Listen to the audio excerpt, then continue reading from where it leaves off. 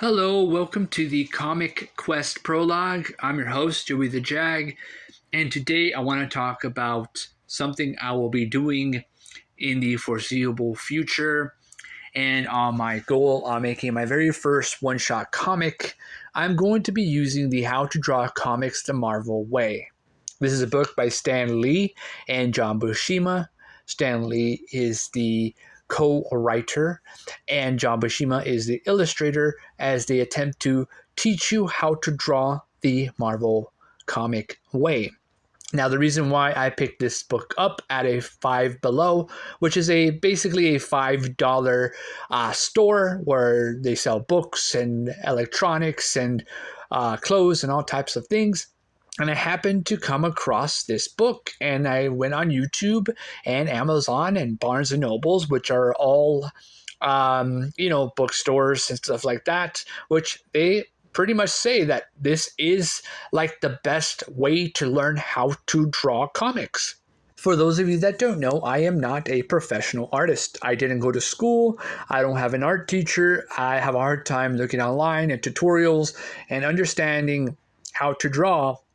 So I decided to do an art documentary of my art journey on making my 10 one-shot comics and eventually a long-running comic book series. The reason why I did that is to pretty much show myself my progress, see how I do, how bad I do, and how better I get or worse I get depending on the results. And so I am doing this out of overcoming the fear of the blank page in hopes of inspiring others out there who are struggling as well. And so I picked this book up because I have been drawing manga recently. And in order for me to understand how to do comics, I need to learn my roots. I am American. I am from the West, meaning I am a Westerner, meaning that I have to try and understand my own artistic culture and the country I'm from, meaning that I want to try and hit the American market first before I hit the Japanese market, right? But that's not to say I will still do manga drawings here and there. I will draw characters, and my goal is to get good enough to be able to draw eventually a manga comic. But I'm not nowhere near there yet.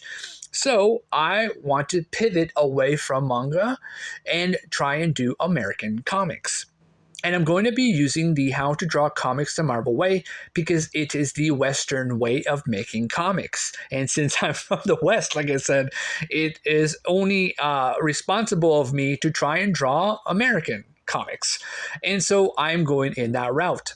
Not only that, this book is actually a traditional book that works more during like the 60s era and 70s era, meaning there's no digital, there's no coloring. It's just black and white inking comics at the time.